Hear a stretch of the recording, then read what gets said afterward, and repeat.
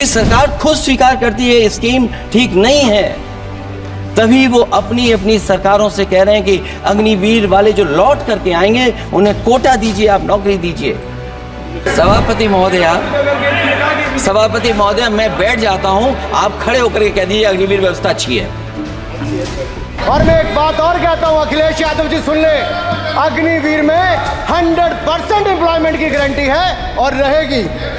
अगर ये जो बात आप कह रहे हो, तो आपको जरूरत क्यों पड़ रही कि आपको उत्तर प्रदेश में और प्रदेशों में कोटा देना पड़ रहा है 10%? कभी गए हो उस मिलिट्री स्कूल में? मैं खुद मिलिट्री स्कूल का पढ़ा हूं। और आप परमवीर चक्र की बात कर रहे हो, तो हम भी तमाम नाम गिना सकते हैं कि कितने परमवीर चक्र। आग्रह कर रही हूं, आपस में चर्चा न। मैं 1 मिनट से भी कम मैं आपके सामने कहना चाहता हूं, ये तो केवल मिलिट्री स्कूल गए हैं। मैं आज भी टेरिटोरियल आर्मी के 124 रेजिमेंट में कैप्टन के रैंक पे अपनी सेवाएं दे रहा हूं। अखिलेश जी केवल ज्ञान मत बांटिए, राहुल गांधी जी के साथ बैठकर अब वहां बुलाने का झूठ बोलने की आपको आदत पड़ गई। मैं क्या बात कहना चाहता हूँ, शायद मंत्री जी नहीं रहे इसलिए तकलीफ परेशानी ज्यादा है। और आप अरे हमारा दर्द नहीं समझोगे, हम आपका दर्द चेहरे से पढ़ते हैं। क्या ये स्कीम नौजवान को पक्की नौकरी दिलाएगी? क्या इन स्कीम से 5,000 रुपए देकर के आप नौजवान का भविष्य बनाना चाहते हैं? आप क्या दे रहे हैं आप? और मुझे तो ये लगता है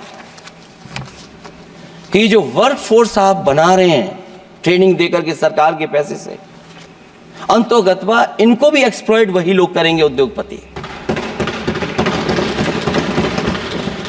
आखिरकार जब इतनी टेक्निकल, इतनी ट्रेन फोर्स होगी, तो आप ये मुझे बताइए कि उसके भविष्य क्या होगा।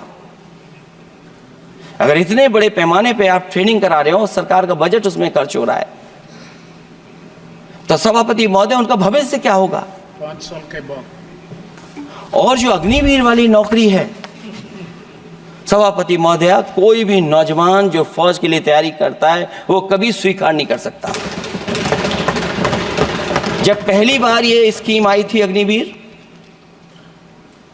उस समय बड़े बड़े उद्योगपतियों से ट्वीट कराया गया था कि अग्निवीर से अच्छी कोई योजना नहीं है, इनको हम नौकरी दे देंगे, हम अपने यहां रख लेंगे। और शायद सरकार में बैठे लोगों को यह बात याद होगी, क्योंकि सरकार खुद स्वीकार करती है स्कीम ठीक नहीं है, तभी वो अपनी अपनी सरकारों से कह रहे हैं कि अग्निवीर वाले जो लौट करके आएंगे उन्हें कोटा दीजिए, आप नौकरी दीजिए।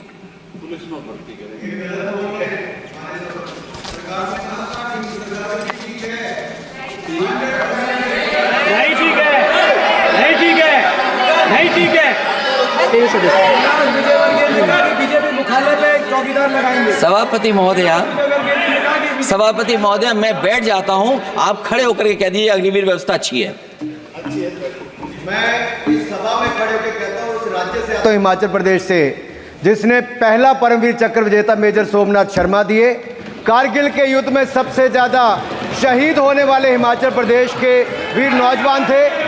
4 परमवीर चक्र विजेता हुए, उसमें से 2 कैप्टन विक्रम बत्रा और सूबेदार संजय कुमार हिमाचल प्रदेश से हुए। और मैं कहता हूं, जी हां, जो लंबे समय से मांग थी 1 रैंक 1 पेंशन की, किसी सरकार ने पूरी नहीं की, वो नरेंद्र मोदी जी की सरकार ने यहां पर पूरी की है। और मैं एक बात और कहता हूं, अखिलेश यादव जी सुन ले, अग्निवीर में 100% एम्प्लॉयमेंट की गारंटी है और रहेगी। माननीय सदा साहब अपनी बात। सभापति महोदया, जो मैंने बहुत छोटा सवाल पूछा था, मैं दूसरी बात कहता हूं। अगर ये जो बात आप कह रहे हो, तो आपको जरूरत क्यों पड़ रही कि आपको उत्तर प्रदेश में और प्रदेशों में कोटा देना पड़ रहा है 10%? सभापति महोदय, बैठी सभापति महोदय, जहां तक परमवीर,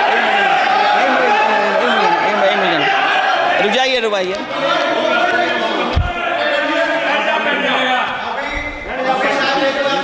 अरे सुन लेने दो। माननीय सदस्य साहब अपनी सभापति महोदय, चेल जानते हैं आप कहाँ हैं? चेल जानते हैं आप कहाँ हैं? कभी गए हो उस मिलिट्री स्कूल में? मैं खुद मिलिट्री स्कूल का पढ़ा हूँ। और आप परमवीर चक्र की बात कर रहे हो तो हम भी तमाम नाम गिना सकते हैं। माननीय सदस्य से मैं आग्रह कर रही हूँ आपस में चर्चा न करें। माननीय सदस्य आप बजट पर बात सभापति करिए। महोदया, ये सभापति महोदया जी जी 1 मिनट से भी कम, मैं 1 मिनट से भी कम मैं आपके सामने कहना चाहता हूं, ये तो केवल मिलिट्री स्कूल गए हैं। मैं आज भी टेरिटोरियल आर्मी के 124 रेजिमेंट में कैप्टन के रैंक पे अपनी सेवाएं दे रहा हूं। अखिलेश जी केवल ज्ञान मत बांटिए, राहुल गांधी जी के साथ बैठकर अब वहां बुलाने का झूठ बोलने की आपको आदत पड़ गई। प्लीज बैठिए, प्लीज प्लीज।